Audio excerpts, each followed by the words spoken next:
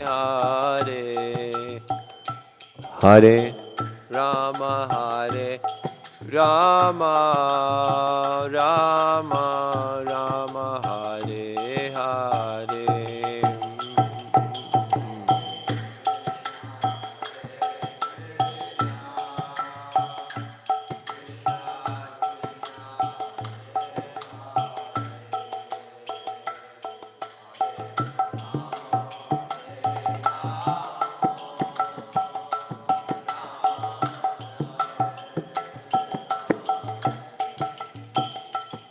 Hare Krishna,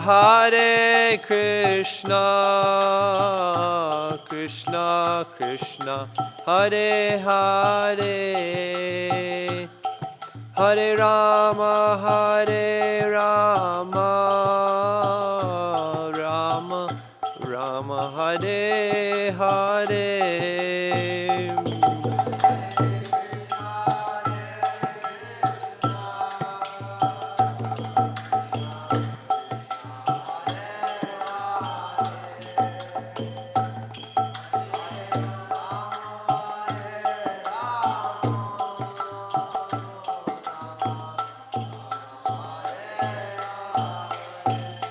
Hare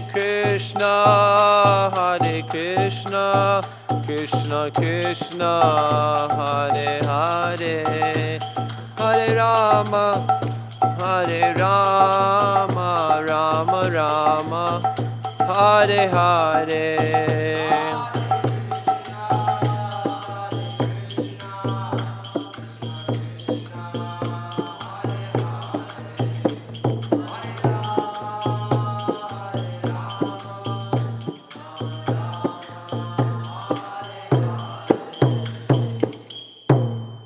Jai Om Vishnupad Paramahamsa Pravirajacharya Stotarashat Shri Śrimad His Divine Grace A.C. Bhaktivedanta Swami Srila Prabhupada Ki Jai. Ananta Koti Vaishnava Vrinda Ki Jai. Gaur Premanandi Hari Bol. Om Namo Bhagavate Vasudevaya.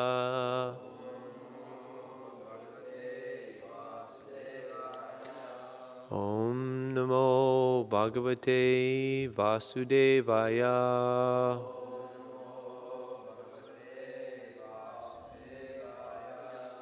Om Namo Bhagavate Vasudevaya.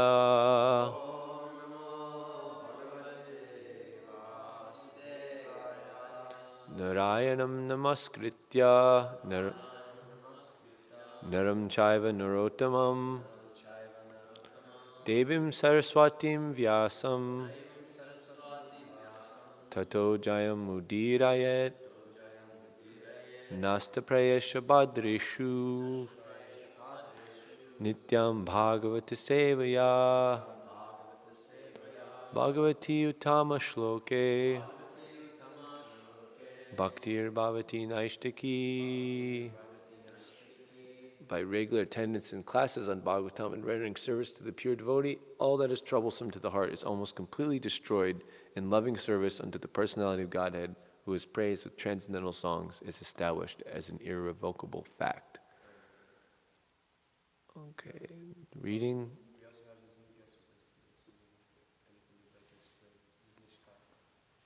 Nishkar? Hare Krishna. Welcome. Well, today we're going to be reading from the Śrimad Bhāgavatam, which is like the sequel to Bhagavad Gita in some ways. And that's basically every morning we just will speak on a couple verses because it's like it gives you the essence of love of Godhead from A to Z. And so we're going through, and it has 12 parts to it. We're on the third part, the third canto, called The Status Quo, and we're in chapter 20, which is a conversation between two sages, Vidura and Maitreya, and they've been discussing, there's like 10 main topics that the Bhagavatam discusses, and they're discussing one of the topics called Visarga, or there's Sarga and Visarga. Sarga is like the creation, that's like the primary creation, and then there's all the details, which is like Visarga. So now they're getting into the details of all how these different kinds of living entities are generated by Lord Brahma, who he's the primary creator of this material world. So we'll get into it. Oh, what is this? We're in chapter 20, right? Oh, we're in chapter 21? Really? I studied everything for... Yeah, that's true. Okay, well, let's see. We're in chapter 21, which is the conversations between Manu and Kardama. Okay, so then to change gears, then this is now Manu and Kardama Muni are both progenitors, or they're, when the material world is created, there's not very much going on. So some living entities are in charge and responsible for getting everything started.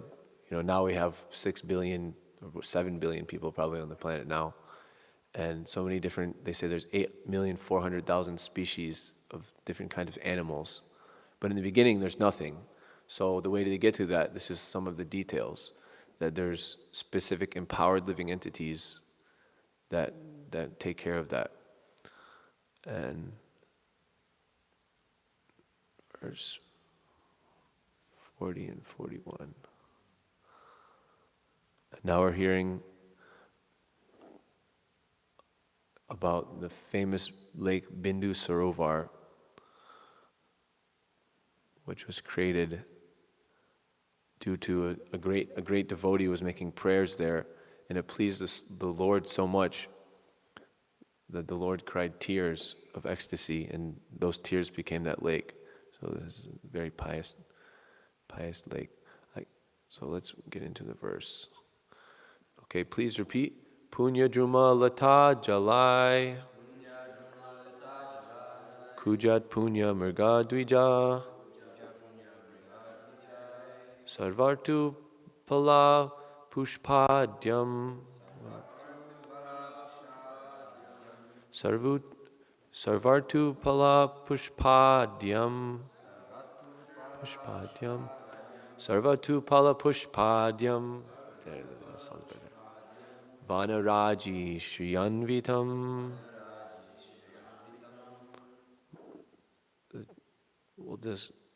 I guess we can go through the synonyms. We'll do it for both verses, no problem. Punya means pious. Druma, of trees. Lata, of creepers. Jalai, with clusters. Kujat, uttering cries. Punya, pious. Mriga, animals. Dvijai, with birds. Sarva, in all. Ritu, seasons. Pala, in fruits. Pushpa, in flowers. Adhyam, rich. Vanaraji, grove of trees. Shia, by the beauty. Anvitam, adorned. Translation and purport by His Divine Grace A.C. Bhaktivinoda Swami Srila Prabhupada. Srila Prabhupada ki jai. So this was originally written in Sanskrit, which most people like. Do you know Sanskrit? Neither do I. I mean, I know a few words here and there, but to read it is very difficult. They even say it takes 12 years just to learn like the grammar. And for me, even learning English grammar was like pretty hard. So anyways, that's a Murti of Srila Prabhupada. We worship him because he's like the guru that brought us this wonderful information. So here's his translation of this in English. That was one of the great glories of Srila Prabhupada, that in his mission, that he translated the whole Śrimad Bhāgavatam, which is like a heroic act, like very amazing. The shore of the lake was surrounded by clusters of pious trees and creepers, rich in fruits and flowers of all seasons. that afforded shelter to pious animals and birds which uttered various cries. It was adorned by the beauty of groves of forest trees. Purport: it is stated here that Bindu Sarovar was surrounded by pious trees and birds. As there is different classes of men in human society, some pious and virtuous, and some impious and sinful, so also among trees and birds there are pious and impious. Trees which do not bear fruit or flowers are considered impious, and birds which are very nasty, such as crows, are considered impious. In the land surrounding Bindu Sarovar, there was not a single impious bird or tree. Every tree bore fruits and flowers, and every bird sang the glories of the Lord. Hare Krishna, Krishna Krishna, Hare Hare, Hare Rama, Rama Rama, Hare Hare. So I guess that we can just chant the Om Agyana Tamarandasya Gananjana Shalakaya Chakshur Unmilitam Yena Tasmai Shri Gurave Namaha.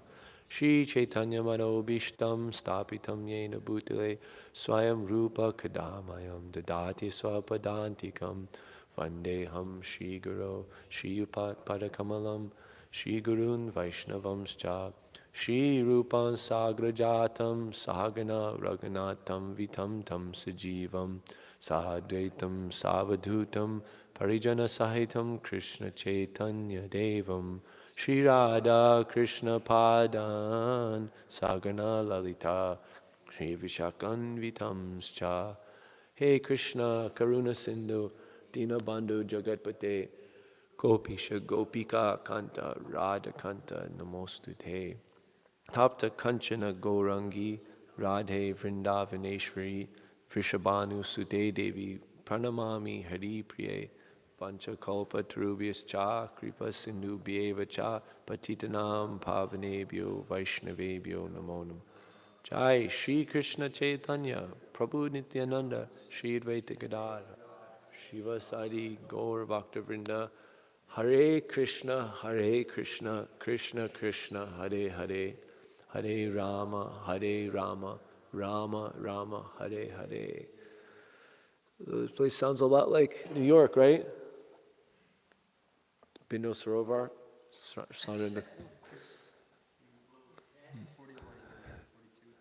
Yeah, eventually we'll get there. It's Krishna says that when someone's becoming more spiritually advanced, like one item of knowledge is to be repulsed by having places that are too congested with people. And in Vedic, in the different Vedangas, it's stated that actually a place is not the biggest city that would be like suitable to live in would have 80,000 people, and any bigger than that is considered not suitable for, you can't really do things properly. And so this is a stark contrast, some nice lake. I mean, I'm sure there's places kind of like this, upstate New York, or if you go to New Jersey, you can go to Bear Mountain or something like that. I'm sure we could find some nice flowering plants. There's not so many fruiting plants that when we go and visit there. As Prabhupada's saying, there's different kinds of people. There's some pious person that they're following all good things, they're very clean. Like they said, there's 26 qualities of devotee.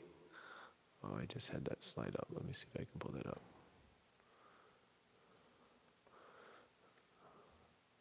So, like, they're charitable, benevolent, peaceful, clean.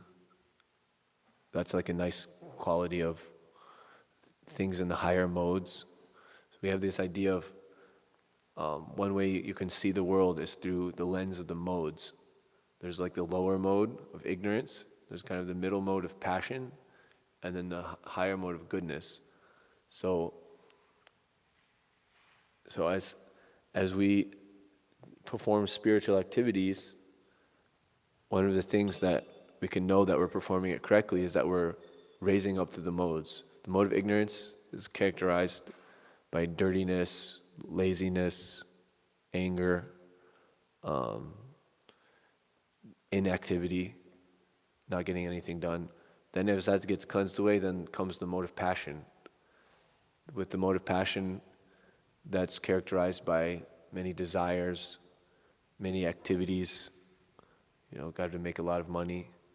Then as that's purified, then it rises to the mode of goodness, which is characterized by cleanliness, by knowledge, by happiness. And as we go even higher, then it becomes completely pure goodness, which is, these are some of the nice qualities that develop in people that rise above the modes to transcendental goodness. Maybe Ryan, you want to read like 2 or 3 of them? These are the good qualities of a Vaishnava from Krishna Dasa Kaviraj. He is very kind to everyone. He does not make anyone his enemy. He is truthful. He is equal to everyone. No one can find any fault in him. He is magnanimous. He is mild. He is always clean. He is without possessions. He works for everyone's benefit. He is very peaceful. He is always surrendered to Krishna. He has no material desires. He is very meek. He is steady. He controls his senses. He does not eat more than required. He is not influenced by the Lord's illusory energy. He offers respect to everyone. He does not desire any respect for himself. He is very grave. He is merciful. He is friendly. He is poetic. He is expert. He is silent. So these are some very wonderful transcendental qualities that we can actually see in the pure devotees. And Pancharatna Prabhu and I forget who else did it with him, but last year they made they took every 2 weeks they would make a video, like about an hour long, and they would talk about one quality, and they would describe like different pastimes that happen with Prabhupada that illustrate that one quality. So that's actually one thing I wanted to do.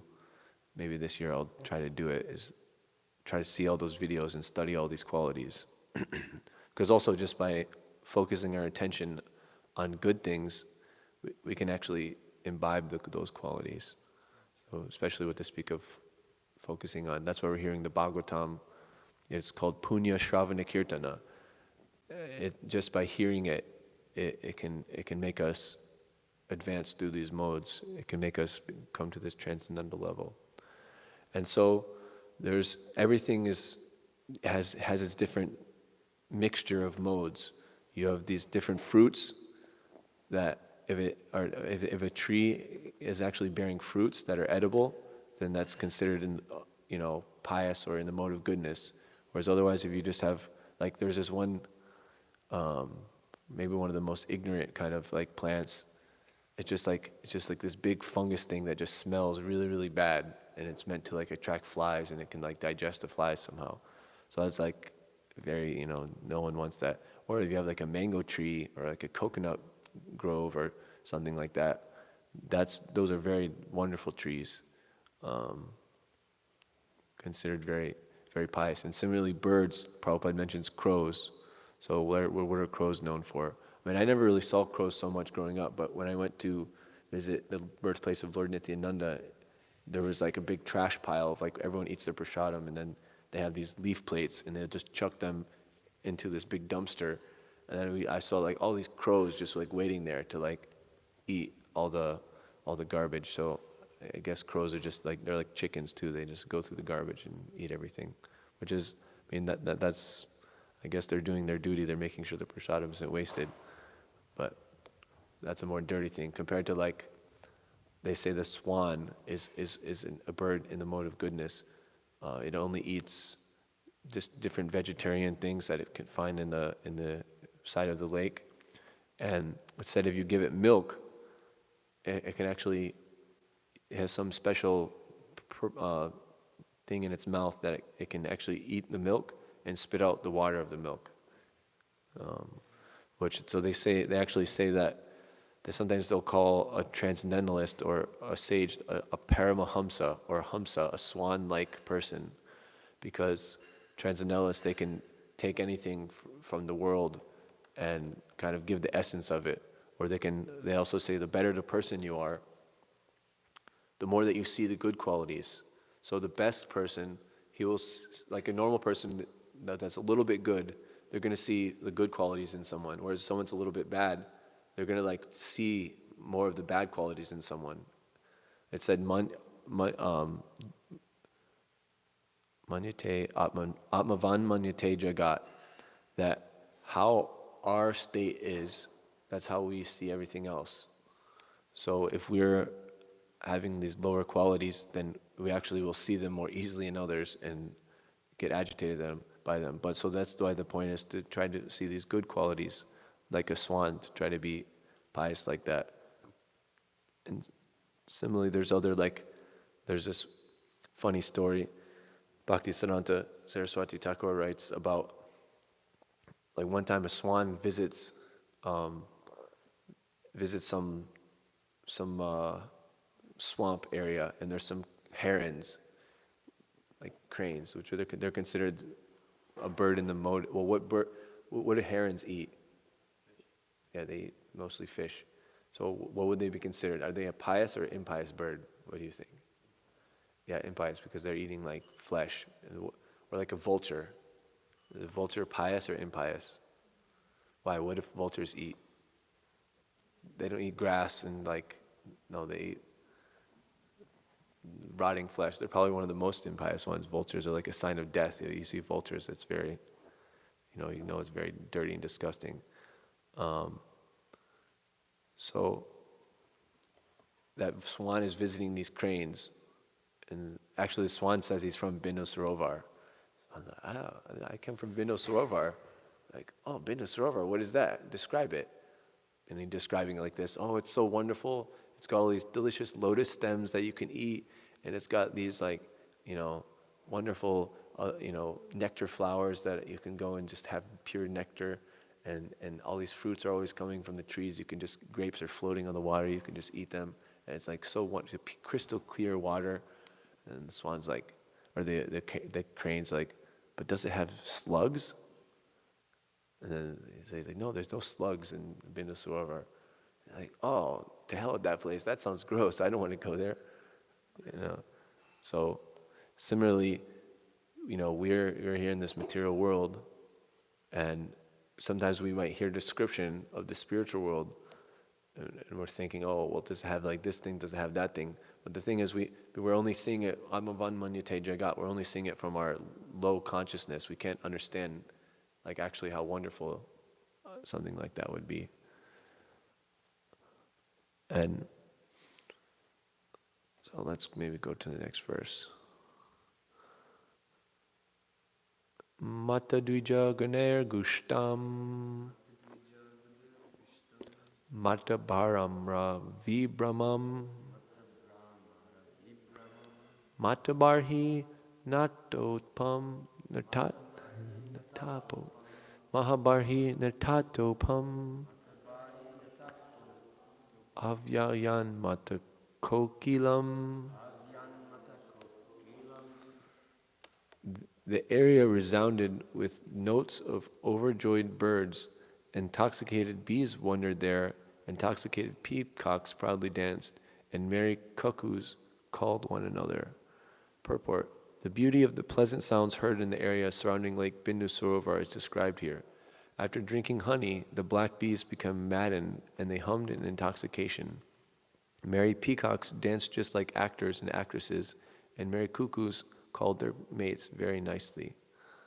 So here we're just getting more descriptions of different auspicious things. Like if you talk about bugs, like we talk about plants and birds, but we talk about bugs, bees, what do they eat? Honey. But there's other kinds of inauspicious bugs, like wasps. Like wasps or yellow jackets or whatever, where do you find them? I mean, where have you ever found a yellow jacket, or what? Where normally? They have like nests in the ground. Okay, in the ground. That doesn't seem too dirty, but where I found it, and like if you're like have a big thing of dumpsters, or you're like have your place where you keep your trash, a lot of the time that's what they'll be attracted to. They'll like want to go and get like all the fluid of all the trash that floats to the bottom and ferments and becomes this like thing. That's their nectar, what they want. Devotees in Malaysia, I think, or somewhere, they were staying in this place where the local delicacy was this specific kind of disgusting sauce that was made from like all these dead animals that were just let to ferment, and then they like blend it up and make it, and you put that on your sauce, and it would like have such a putrid smell. But that was like what the people they were eating. And the devotees, when they would make a Sunday feast, they would cook everything in ghee. And when you like start frying stuff in ghee, like, you know, when someone's cooking in the deity kitchen or downstairs, sometimes it like wafts all the way up and you can smell it. So they would smell that smell of ghee, and that, like, those people that were used to eating that special sauce thought it was absolutely disgusting. So they would like call the cops and complain, but they couldn't do anything. But that was just another thing, like Atmavan Manyate Jagat. If you know, you think opposite things to be nice. So I guess, you know, somehow I misread it, and I was thinking I was going to speak on chapter 20, verse 40 and 41, which, like, generally people will give one verse in the Bhāgavatam, and Prabhupada Vishnu has been giving everyone two. And I can see, like, these were just two really short purports, and there's not too much to really go off of. But when I looked in verse 40 and 41 in chapter 20, it was like two perfectly matched up, like, verses and purports about how, I mean, I guess you can put it on there if you want. You're welcome to speak on that too. I mean, yeah. It's related, so I don't feel bad going to it. So we're talking about like all these pious and clean areas and nice things, whereas when Lord Brahma was a little bit lazy, we can talk about the unclean kind of side. Then he ended up creating different ghosts and pisachas who, from his laziness, that's what they were eating. They eat laziness. So in the verse, they're talking about how, you know, when you're sleeping and you drool, then that makes you into an impure state, and so then therefore ghosts and hobgoblins and different subtle living entities can attack you, and then sometimes that causes insanity. So you have the completely sane Paramahamsa who they'll live in a place like Bindu Sarovar, because they'll think a place like New York City is despicable because it's filled with so many impious things, impure things, so many ghostly haunted people, and they won't want to be around there. But they'll go to a place like Bindu Sarovar and they'll be very pleased, very happy. So many pious things. It's a perfect area just to have a pure, clean mind, to be able to focus on the Supreme Lord, to be able to focus on their sadhana or their studying, and that way they can have a very strong spiritual practice. And so, but if we're, you know, of course we're all overwhelmed, as Prabhupada says, by the age of Kali. Like, there's different ages, and the age of Kali is the lowest age, which has the highest amount of ignorance. In other ages, there was much less ignorance. People were much stronger, much smarter, they lived longer. And now it's like, some people say that there's an evolution, like humankind is like, we're the pinnacle of evolution, we're the top of the food chain, and, you know, but it's actually not true. We're like slowly getting worse and worse, generation after generation. And, you know, humanity used to be living, you know, tens of thousands, of hundreds of thousands of years. It used to be that you didn't die until you wanted to die, until you were ready to die. Okay, tomorrow I'm going to die. And then you did. That was the standard for humanity, that you chose when to die. Now it's, you know, men are having children and the children are getting killed before the father dies. It is, you know, completely crazy. And so part of, you know, living in an impious place is very impure. There's a lot of activities from these lower negative living entities. I'm sure we've seen so many people here in New York that are like absolutely crazy, just talking to themselves, disheveled, not clean at all, and that's, you know, they're influenced. That even we saw a boy come here that we knew. He was obviously like super influenced because he left the temple. He started smoking a lot of pot. He started doing a lot of these things that are just basically make you lazy and unclean, and his personality was changed completely, you know, to the very, very negative. You know, they say ghosts take advantage of the unclean state and haunt the body. So what to speak of if you drool a little bit when you're sleeping? Even let's say if you touch your mouth then you're considered unclean. You have to take a bath, or at least wash your hands, wash things. So when you're drooling, then that makes you unclean. And they can, because it's due to the subtle laws, they can take advantage of that. Like in the 8th canto, later on, we're in the 3rd canto. In the 8th canto, there's Diti, and she's trying to do a sacrifice to kill Indra. So she's doing this like Payo Vrata, this special vrat, this special tapasya or austerity, and she wants to have a child that will kill Indra. And so while she's doing this, you have to have all these regulations, and so she's doing all these regulations to try to get this power.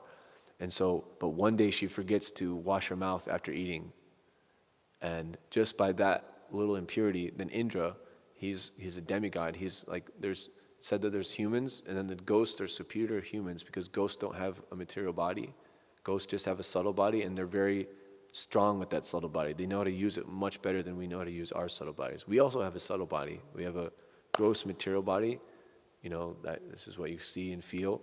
And then you have our internal mind and intelligence and false ego, which is that's like our subtle body. And then we are the conscious perceiver. We're the soul that's above all of that. But ghosts, they don't have this physical body. They just have their subtle body, and they're much more powerful with their subtle body. So Indra, he's a demigod. He's even higher than the ghosts. So he can manifest a physical form if he wants, or he can make his form just subtle as he likes.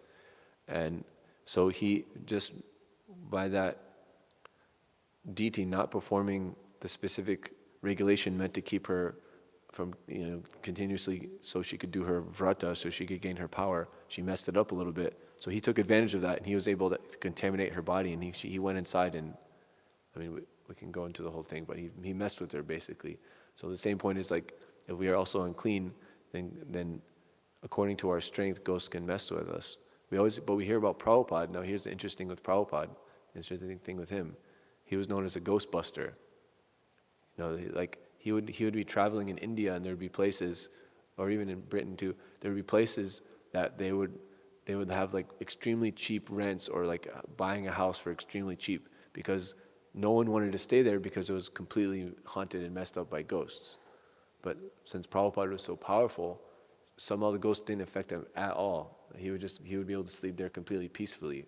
Whereas like literally the rent would be much cheaper than the surrounding areas, just because there was ghosts, and only like crazy people would like to stay there. And so this is also the importance of like, if we the more we get up to a higher spiritual level, then the less these things will affect us. More we can get to these higher qualities. Like it's almost like they said the modes of material nature are fighting with one another. So during this life, we're always going to be attacked by the mode of ignorance. And the only way to fight the mode of ignorance is either to just give in to it and be affected by it, which is not fighting it, or utilize the mode of goodness, or shoot a safa higher than that. So how do you combat laziness? What's the opposite? What's the opposite of laziness?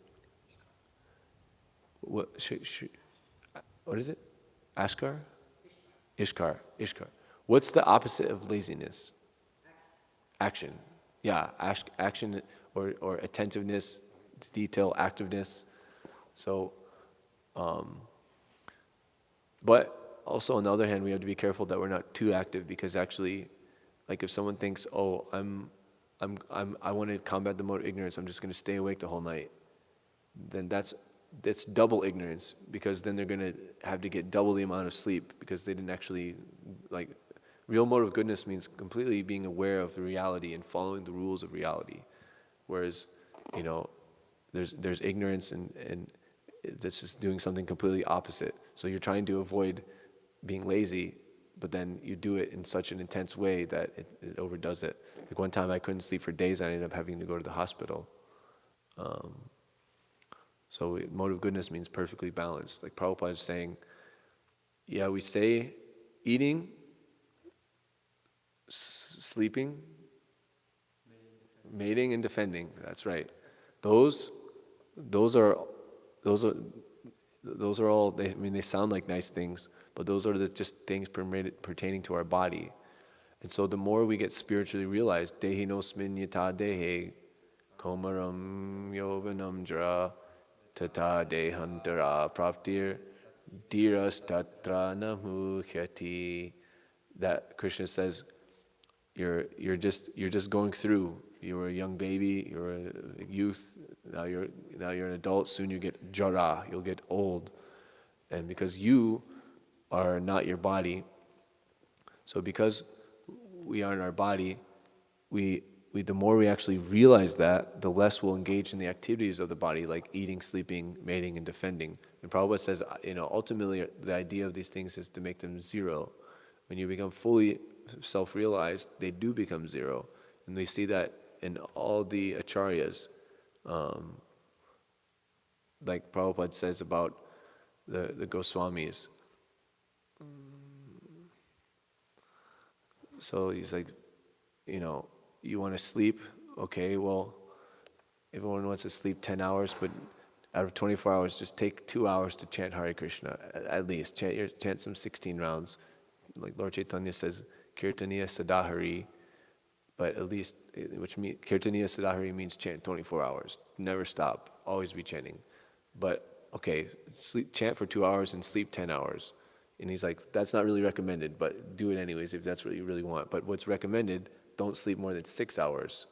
And then Prabhupada says, at the utmost, 8. And sometimes he would say, okay, sleep 6 hours a night and take a 1 hour nap if that's not sufficient. Like I recently saw someone was saying that if you, like a lot of people are now saying like, get less rest, which is actually true. We should try to get sleep less, but like I said, it's another form of ignorance to artificially get not enough sleep. Because when you don't have enough sleep, then it doesn't matter if you got 6 hours of sleep and it's not enough, then the other 18 hours of your day are useless. But on the other hand, if someone actually is getting into the mode of goodness, then naturally they'll only need 6 or 5 hours or 4 hours. Prabhupada was saying he only sleeps 3 hours per day. Sometimes he sleeps a little more. And then he says about the Goswamis, they were sleeping 2 hours a day and sometimes nothing. And so these are not to be imitated artificially, but then we should understand that this is the position. And so, if we need more sleep, then that's an indication that the mode of ignorance is higher than us. But it's okay. Self-realization takes time. But if we want to actually do a litmus test, like Prabhupada gives the example of there's a chemical, sodium chloride. You look in the chemistry textbook, it says sodium chloride is this color, this quality, it has this kind of reaction, all these different things. And by that, if you get some substance and you say, is this sodium chloride? You can compare it with what it says in the book. So similarly, there's so many different qualities, like we had the 26 qualities there of the devotee, and you can compare it. And so Prabhupada's saying, if someone says that they're advanced devotee, like, well, I'm going to go see this advanced devotee, but then sees that like 9 in.m. they're sleeping, and then Prabhupada's saying and he's an advanced devotee, it's not that. So what kind of devotee is he if they're doing that? And so he says a devotee must rise early in the morning by 4 a.m. So that's like Prabhupada's giving a hard cutoff. Like whatever you do, wake up by 4 a.m. By 5, you're done with bathing and everything. We take chanting, we go to Mangalarti. So that's at least how we can fight the mode of ignorance. Because actually in Kali Yuga, we all want to sleep 24 hours a day. That's sleeping is nice, because one realization I had about sleeping is that it's similar to intoxication, where a lot of people take intoxication because they don't like the austerity of dealing with the reality of their situation. Like everyone has some reality of their whatever they're doing that is unpalatable. Something bad happened to them, and they just emotionally or physically or something, they just can't take it, so they want to just shut it out. Like a lot of drunk winos on the street, they become like that because they were in some really unpleasant situation. Like they usually had some relationship and it went very bad and they couldn't deal with it, so they just covered it with alcohol. They tried to drown it in alcohol, and then they're just out there extremely depressed. But the austerity of actually dealing with that's the something of a stronger person. And so if the mode of goodness is properly increased, then we'll actually be more functional even though we're getting less sleep.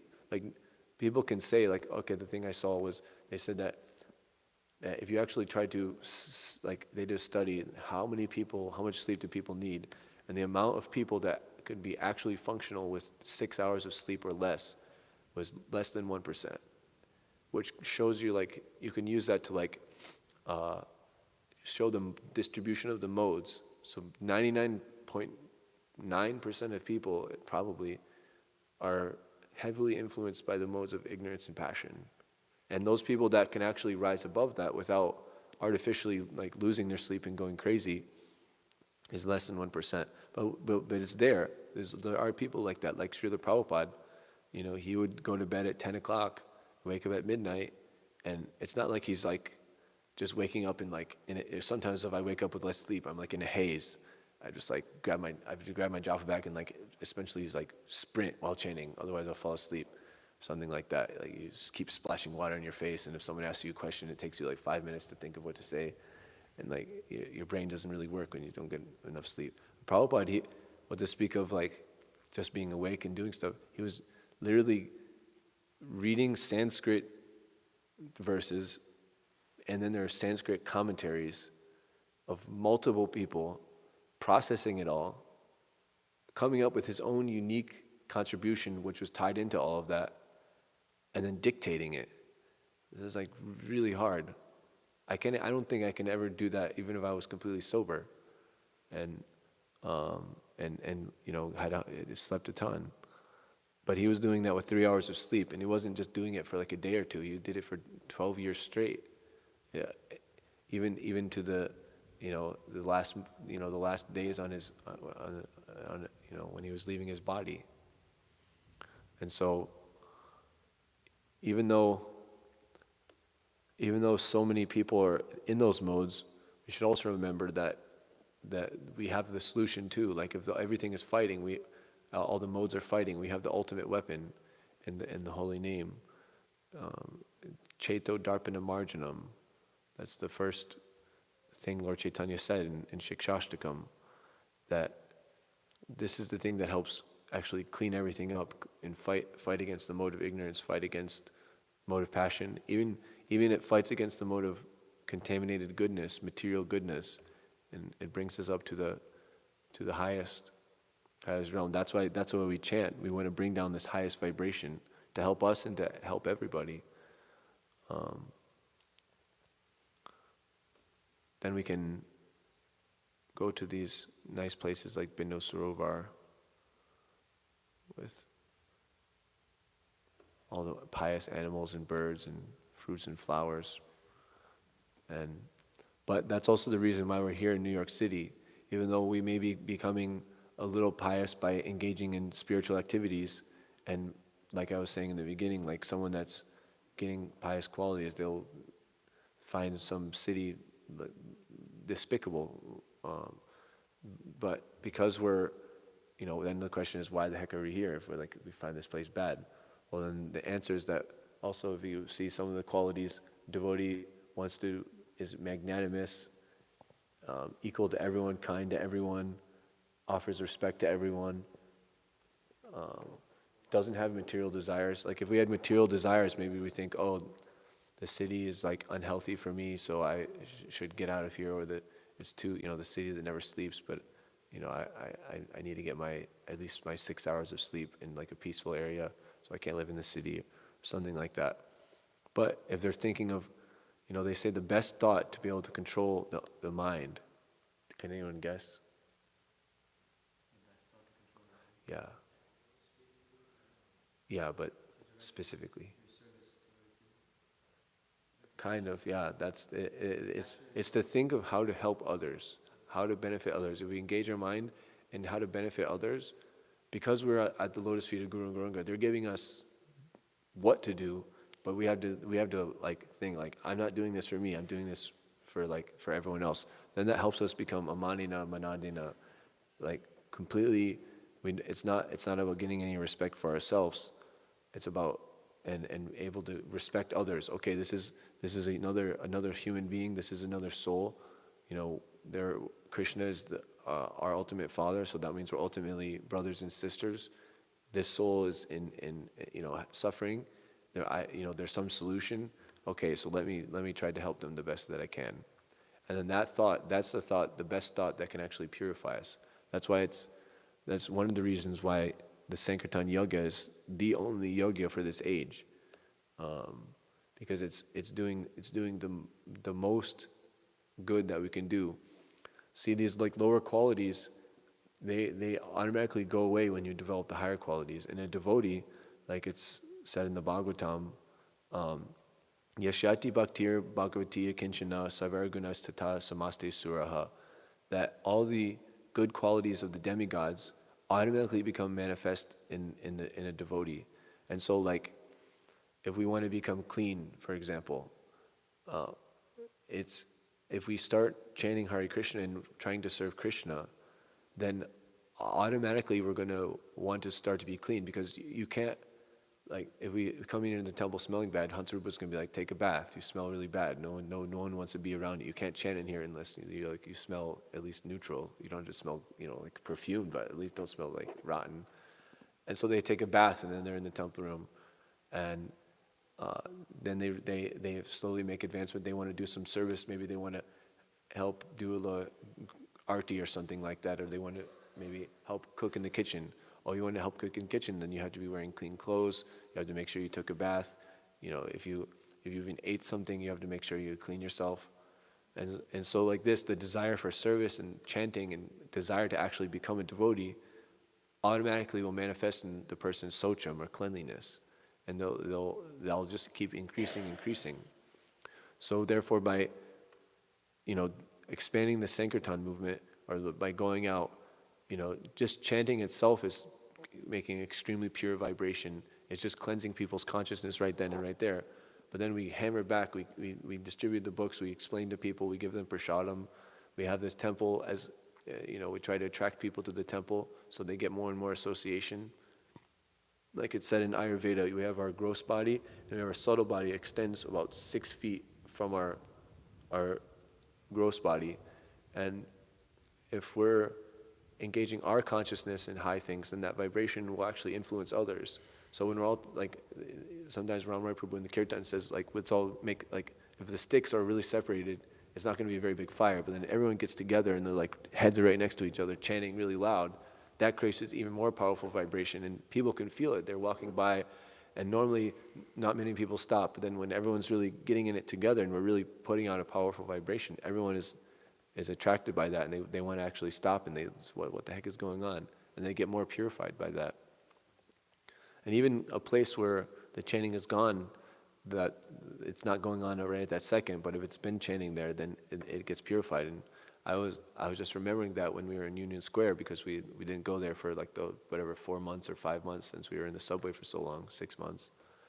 And then you just realize this place, because there's been so much chanting here, now it's actually pure. Or like any place that like Prabhupada has been, it becomes like a tirtha, becomes a bridge from this world to the next world. It has all these transcendental qualities, and you can get in touch with that by visiting them and remembering them. So let's see if there's anything else. Yeah, I guess don't sleep during sunrise and sunset, because that's when the ghosts are most active. I was made a class on ghosts because I thought the verse was from chapter 20. I didn't realize we were already on chapter 21, because I didn't give class in a long time, so I didn't pay attention to the numbers. And so this is one way we can fight against ignorance, is we're feeling tired, but we see that it's a sandhya, we can just say, let's wait till the end of the sandhya. And then usually what ends up happening is at the end of the sandhya, you don't really feel tired anymore because you've been forcing yourself to stay awake, that forcing yourself to stay awake ends up making you, so it kind of is like a trick. So that's good actually, if we can do that, and go through that. Like people sleeping through all the sandhyas, all kinds of terrible things have happened to me sleeping through the sandhyas. And it's actually forbidden by the Shastras. Like they say very heavy things against it to protect us. Sandhya means like sunrise or sunset, basically. When the sun is setting, when it's becoming dark to light or becoming light to dark.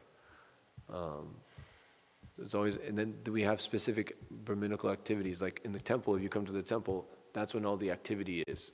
Like, so they want the public, like the idea of the temple is that the public comes and does something auspicious during that time, so as not to get affected by the negativity. And like similar to like how during the eclipse, everyone was chanting Hare Krishna when Lord Chaitanya was born, because the Shastras give the public something to do. If you don't have anything to do, then you're just going to automatically sleep and eat and just do nothing. So the Shastras give us these times and the places and the activities to do, so we can specifically counteract all these mode of ignorance things, and we can rise up through the modes and eventually become transcendental.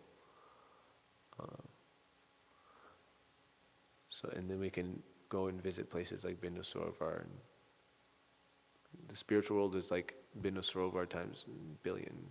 There's no actual material comparison, but like how Bindu Sarovar is much nicer than New York City, the spiritual world is much, much, much nicer. So let's develop those qualities and fight the modes of ignorance and chant Hare Krishna. Now there's only 1 minute and 30 seconds for anyone to say their piece.